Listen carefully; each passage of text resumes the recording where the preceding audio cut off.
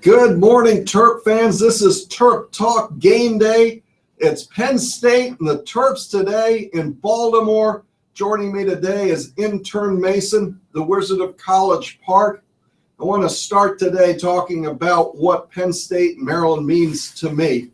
It has always been my rivalry game. This is a game I want to win more than any other game all year. It was tough for me when Maryland stopped playing Penn State because I had always looked forward to this being the game. So before there was Maryland-Duke, and I know how most Terp fans feel about Duke, to me it was Maryland-Penn State. I wrote an article up, or column that's been up on TerpTalk and Capital Sports Blog that talks about the game in 1985. And one thing I didn't put in the column is I actually skipped my roommate's wedding to go to that game. He, the guy that I was living with in college, my college roommate, that was his wedding. So that's sort of an embarrassing thing, but it also says how much that game meant to me. We were the #1 team in the nation, according to Sporting News, and Penn State came into College Park ranked number 19 that day, Mason. And it must have been 100 degrees. It's a game where they had the fire trucks out that sprayed down the crowd. It was so hot out there. Maryland got down 17-0, battled back, and after a Rick Bodanik touchdown, Maryland goes for 2, and they take the lead 18-17 in the third quarter. Penn State, maybe it was early in the fourth quarter, Penn State kicks a field goal, takes a 20-18 lead, and down the stretch, Maryland had 3 chances, not 1, not 2, but 3 chances to take the lead, missed 2 field goals, and fumbled on the last drive, and through the whole game at the end. So this is our time. This is our year. I've grown up. We lost every game to Penn State in my lifetime, and we had a chance to really cement a #1 position on the AP UPI poll. Yeah, they had the UPI poll back then. We were ranked 7. We won the next 2 games in '85, then went to Michigan, lost 20-0, and then won a long string of games, ACC championship, and won a bowl game at the end. But that was one of those moments for me that made the game last year that you got to see in Happy Valley. It was a happy day for us. Is that a happy day for you? Yeah, it was definitely to finally see Maryland win one of those games where, like, he's either going to miss the field goal, they're going to fumble it, they're going to throw an interception, because that's what we've seen. And it was a great game. Maryland wins on Brad Craddock field goal, then Christian Hackenberg fumbles. And it was nice to see Maryland finally win one of those games. See, but to you it was nice. To me, it was one of the greatest things that ever happened.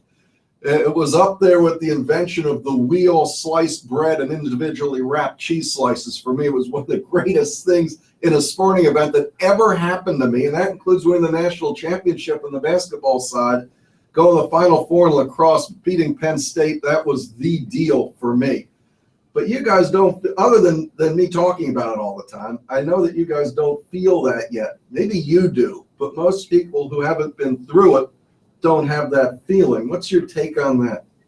Well, I know that you very much dislike Penn State, but for us, we've seen Maryland play Penn State, as you said, one time, and we don't just have that hate for Penn State because Maryland hasn't played them that much. That's true. It's true. On the front of the Washington Post sports section, on the Wizard notes, it says Loxley. I know it's hard to read from here, but take my word for it. It says Loxley takes care of the program he loves.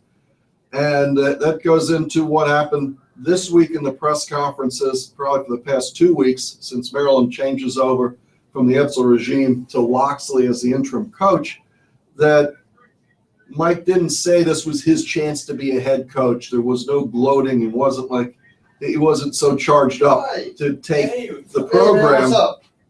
It wasn't so charged up to take the program as Bruce comes in for the now coming on the second half of the show here. But Mike really said this is all about the kids, that he's taking care of a program. He's loved Maryland. He's been there now for 10 years.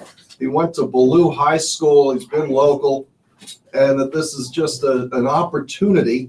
Boy, you look like the Terrapin Banana today. It's a good look. You like the look? Mason's got on the gold. I like the gold. I mean, it's a special day. I like the gold. Yeah. Just got this. It's our gold out. Yeah. Go ahead. Where are we? So we were talking about Loxley.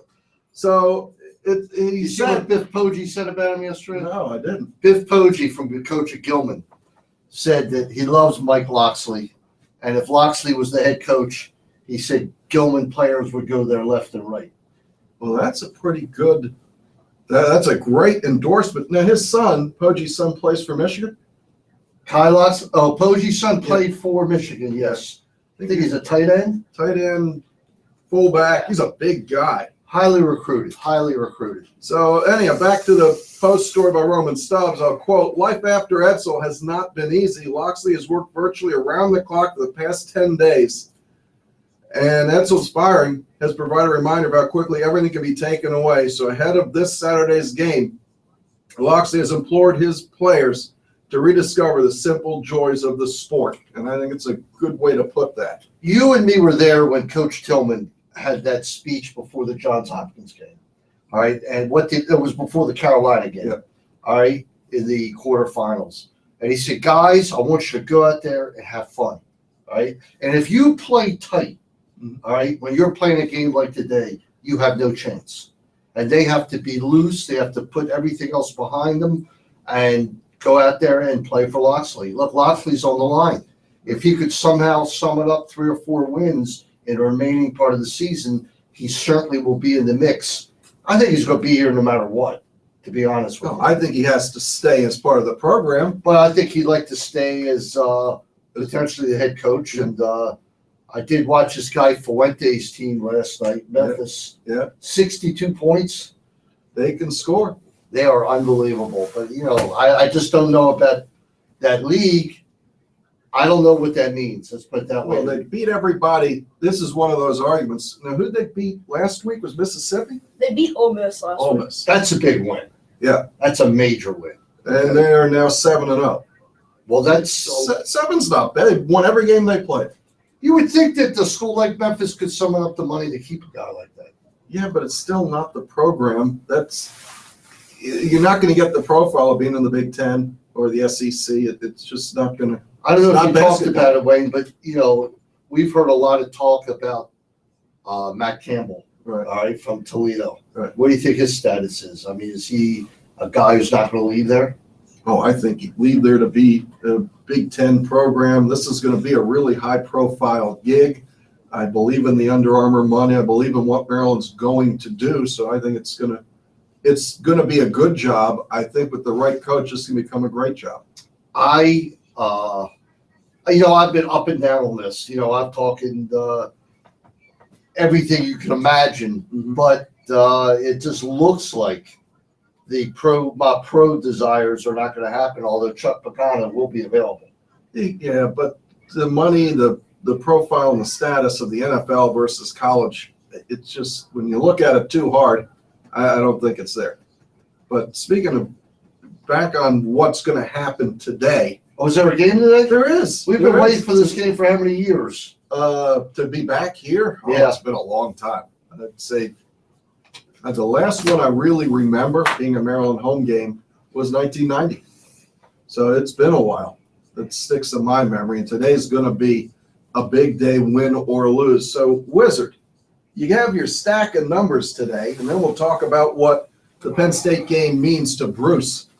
What are your numbers for today? I see you got the cards. Go ahead and throw a card up there. I'll pick this one. The card says 297. What's 297 mean? 297. Penn State's defense has not been good this year. They give up 297 yards a game. That is the 13th worst in the country. And last week we saw Ohio State, their blackout uniforms, completely dominate Penn State, 31-10.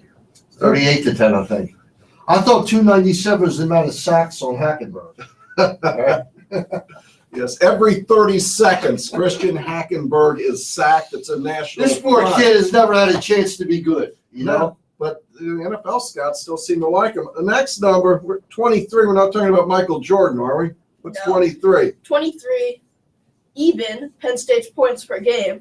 Compared to Maryland's 19.2, this game looks to be somewhat low scoring at a college level. But Penn State, of course, as Bruce just mentioned, Christian Hackenberg getting sacked. Maryland should have a lot of good chances to get Penn State to first and long, second and long, third and long.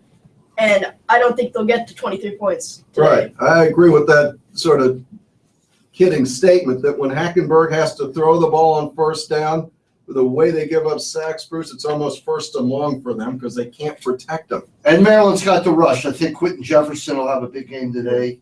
And they got them playing at home. Yeah, I feel great about this game. I want to see what this one is. 28.42. I feel like Karnak the Magnificent. 28.42 means. That is when Penn State gets to third down. They're terrible because, as you just said, Christian Hackenberg has to throw the ball, and they just don't give him enough time. Penn State actually does not face that many third downs a game. They only face, on average, 14. But when Christian Hackenberg has to throw the ball, Penn State is bad. Okay. So they convert 28.42, but since they don't get first downs, they don't get a lot of third downs. You can't get to third down if you never get first down. Where's Maryland? You said there's 128 D1 teams this year. You remember where's this is the 124th worst? Yep, Maryland ranks at 123rd worst, and Penn State ranks at 124th worst. Should be a close game. Well, I've got one number for Mason. Yeah. That we have to remember as well. Sit here and bash Penn State. 5-2. Well, I'm going to get to that. 5-2. They are 5-2. What are we? I think we've got 2-4. 2-4. They're 5-2. Yeah, but you still gotta. They haven't played. That record isn't going to stand up throughout the rest of the Big Ten schedule. +1. As we like to bash Christian Hackenberg, the real thing is Penn State's defense is able to get turnovers. Ryan Nassib's brother on the defensive line for Penn State has been phenomenal all year. Penn State's defense has been pretty good, except for Ohio State. But other than that, they're able to have a +1 in the turnover category. In the press conference, and they don't refer to the players by name in this case. They kept talking about how are you going to game plan for number 95. Take it, that's Nassib's number. And he leads the nation in sacks right now. I think he's got 11 or 11 and a half. So before we end our Wizards segment, got to go a quick around the horn. Have you seen speaking of numbers, 1961, have you seen the 1961 throwback uniforms? Yeah, I did see it. All right, I like it. I like all the uniforms. And you knew they were coming out with something special today. But they have the numbers on the front, not the logo, correct? That's the T-shirt? The T-shirt has a M, like Superman M. I love that. Yeah. I love that. I wonder if they would ever put that on a uniform per se.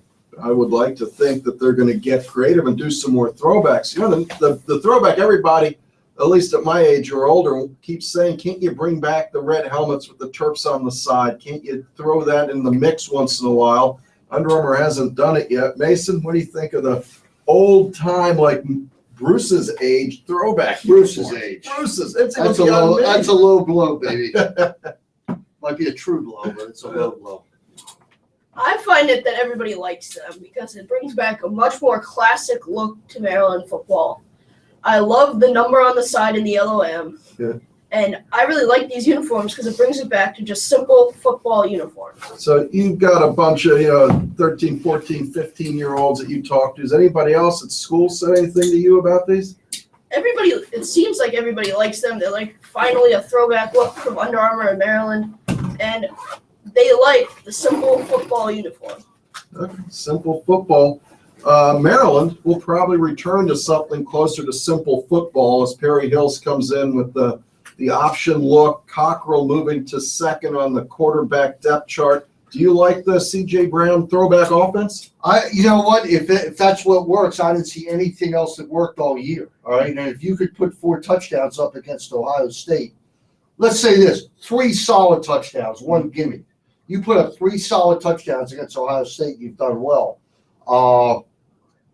I like Maryland's chances today. I believe the team's going to rise up for Loxley. I think this is a statement game for the team and for him. And with the schedule going on, this is one of our, if you can look and say, are there wins out there? It's really hard to say you're going to go to Michigan State and win, to Minnick Stadium next week and defeat Iowa. It's just probably not going to happen. And Wisconsin at home, it's going to be a tough game, as always. But this one, except for the fact Penn State is hurting from last year. They can say whatever they want about it's just another game. That's malarkey. They're hurting big time from what happened last year. I look forward to a great game, and I honestly believe that Maryland's going to win today, and it's going to be tight. What does Penn State, Maryland mean to you other than just a football game? Well, what it means to me was kind of a race last year that Penn State always beat our brains in, all right? I mean, I remember games where Penn State would literally just do whatever they want, go up and down the field, and then there was that there was a tie game in Memorial Stadium. Yeah, Is that it was right? 10-10 or 13-13. I don't remember, Yeah. but it was a tie game, and I remember being at that game, and I was so mad there wasn't an overtime. Yeah. Because the tie game was not a victory. It was taken like a victory. Right. But people who weren't, I went with a mixed crowd of people. How long ago was that? Jeez, 80, It's a long time ago. 88, 87. By the way, that Joe Smith game was 93. I looked it up. What we debated about the other day when we were talking to Dustin Clark. Right. Well, that Let's not argue about Right. that. right. By the way, we got to take a minute. How great was that media day?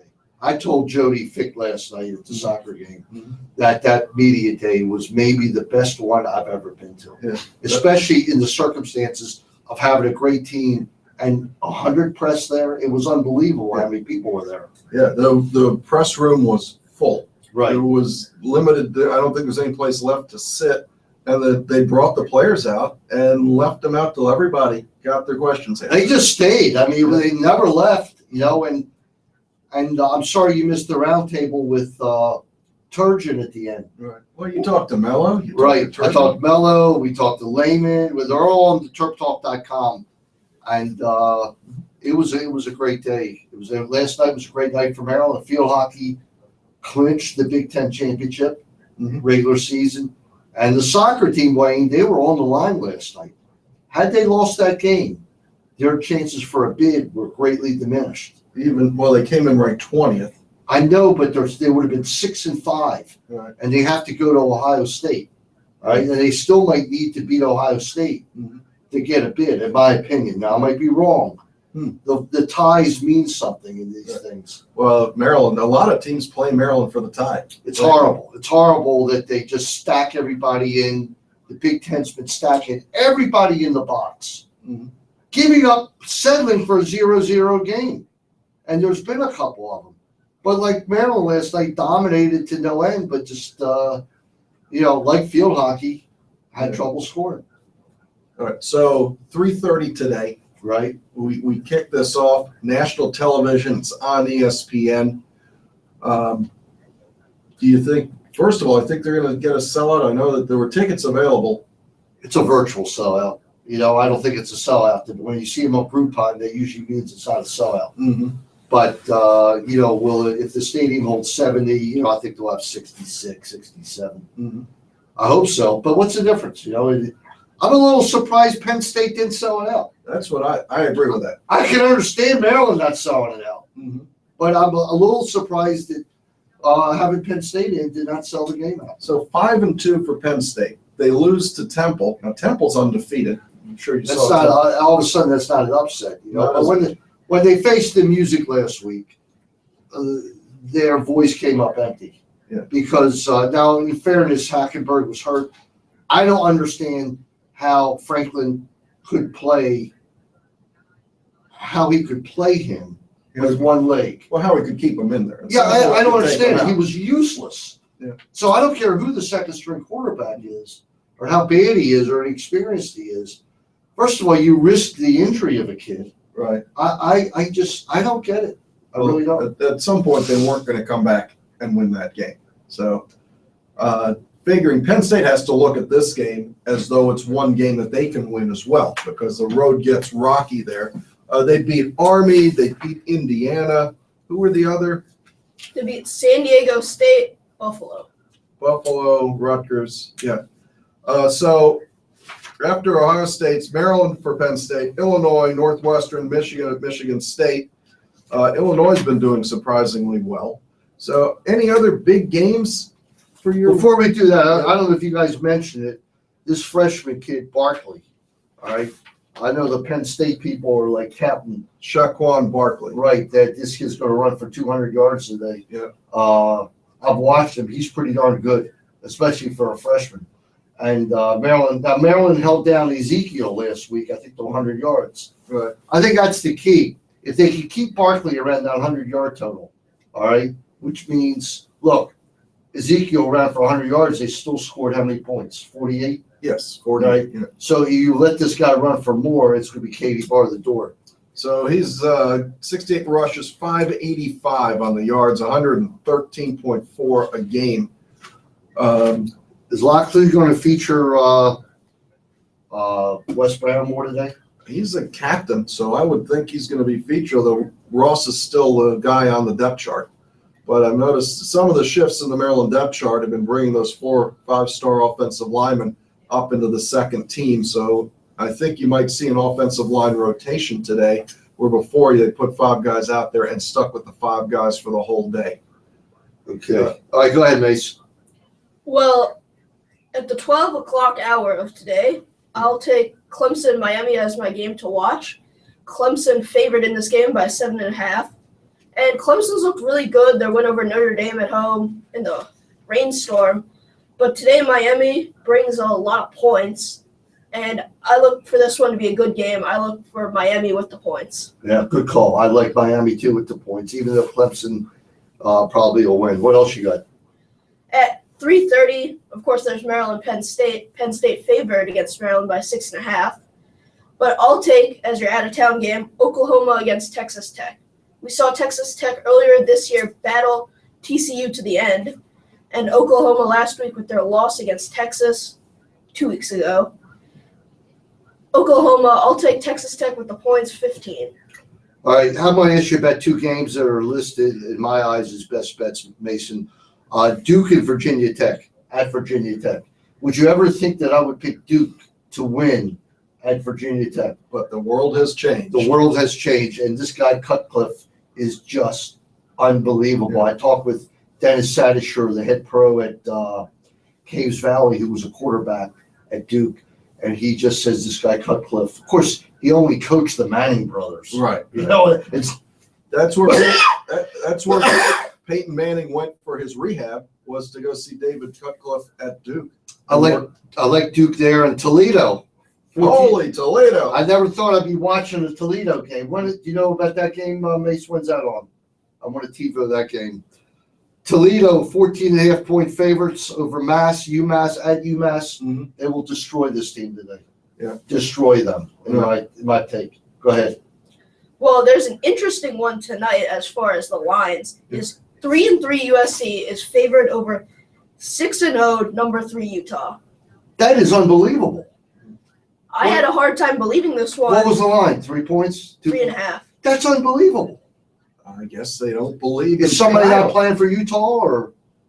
No, but last night on SportsCenter at midnight, Scott Van Pelt had an interesting conversation about this game because he could not believe that USC was struggling against Washington, Notre Dame, and forget the third one, has still favored over the number 3 team in the country. I'll give you ups for finding that out because I didn't know that, but that's like the old sucker bet. I mean, it looks like you got it with Utah. Obviously, the game's at USC. Yeah. Right. My cousin Mark, who loves these lines, keeps saying Vegas knows something. If they see a line you don't believe, there's something to it.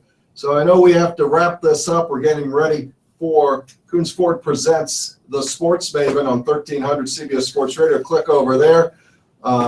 Gosh, this time I wish we had an hour to do Terp Talk Game Day, but we're going to go with do the pick the score. I'll take Maryland in this one, 24-20. 31-20 Maryland. I'm going 27-13. I have a guest selector over there off camera, which is intern Jordan, who says that just because Maryland changed coaches doesn't mean Maryland's any better. He's got Penn State big today. All right. So that balances things out. Thank you for watching Terp Talk Game Day, presented by Viener Consulting this week. Thanks, Bruce. Thanks, Mason. Go Terps. We need it today.